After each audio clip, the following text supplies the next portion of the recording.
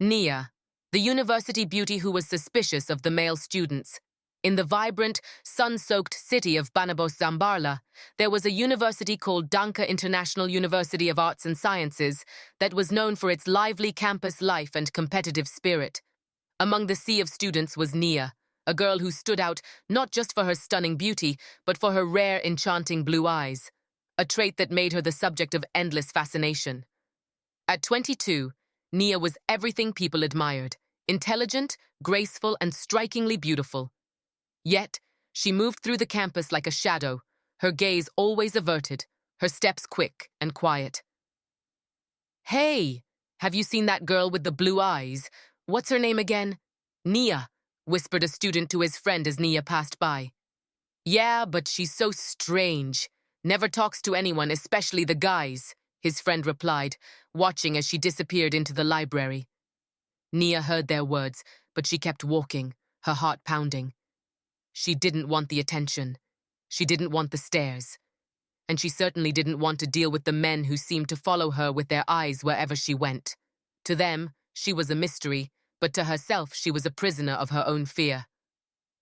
In the quiet corners of the library, Nia found solace. Surrounded by books, she could hide from the world. But even here, she couldn't escape the past that haunted her. Memories of her childhood flashed in her mind, her mother, broken and battered, enduring years of abuse from men who were supposed to love her. Nia had grown up fearing that all men were the same: cruel, untrustworthy, and dangerous. She would flinch whenever a male student sat too close or tried to strike up a conversation. She avoided eye contact, her body stiffening with anxiety. The thought of letting a man into her life was terrifying, and so she built her walls higher, thicker, and more impenetrable. "Hey, Nia," a male classmate called out one day, trying to catch up with her after a lecture. "Do you want to grab lunch together?"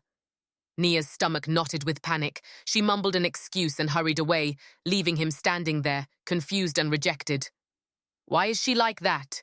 he muttered, shaking his head as she vanished into the crowd. One humid afternoon, as Nia was sitting in her usual spot in the library, the door creaked open, and in walked Toby, a tall, confident young man with dark skin and a warm, disarming smile. Toby was 23, known for his charm and kindness, but also for his persistence when he wanted something. And today, he wanted to talk to Nia. He had noticed her before, of course. How could he not? She was the girl with the captivating blue eyes, the one who never seemed to speak to anyone. He had been curious, but more than that, he felt something tugging at him whenever he saw her, a need to understand why someone so beautiful seemed so sad and distant. Toby approached her table, his footsteps echoing in the quiet room. "Hi, Nia," he said softly, his voice low and respectful. "Mind if I sit here?" Nia's heart nearly stopped.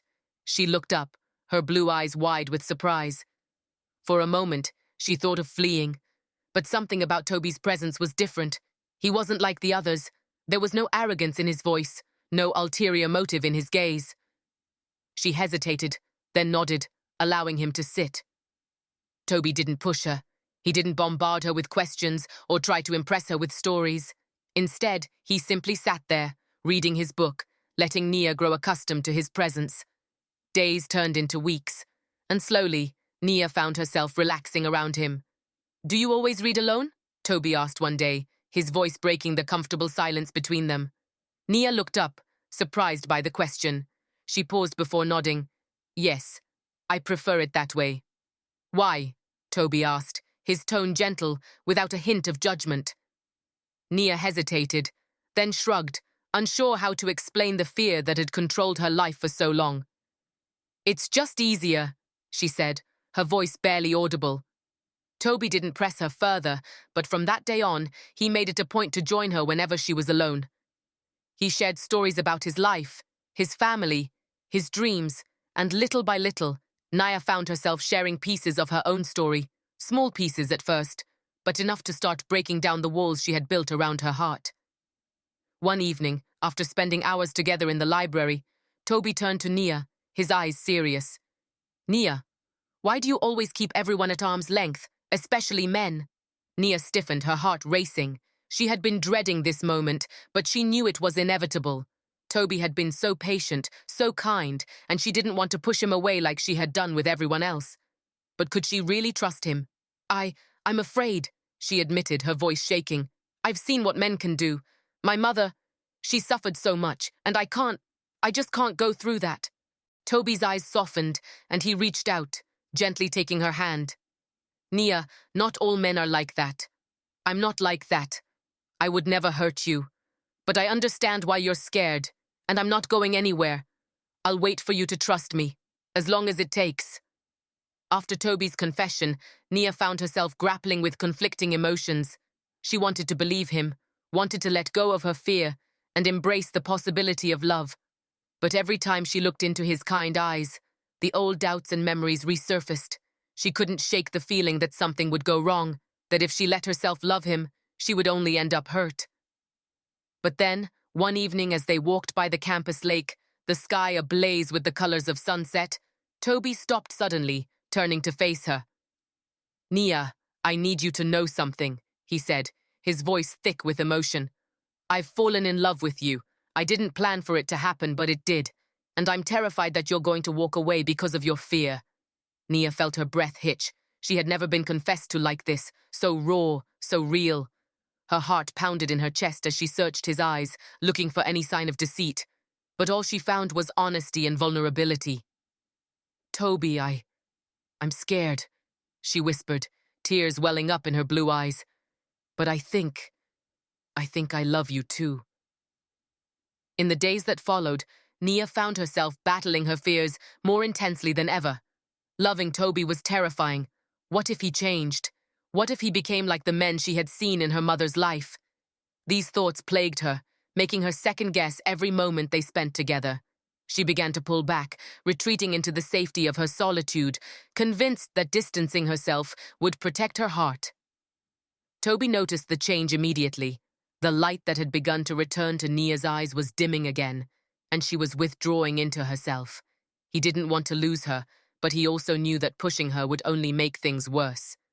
Still, it hurt him deeply to see her slipping away, and he was torn between giving her space and fighting for her love. One night, as Nia lay in bed, the weight of her fears pressing down on her, she realized something. She was miserable without Toby. Even when they were apart, he was all she could think about. The thought of losing him was unbearable, but so was the thought of letting him in completely.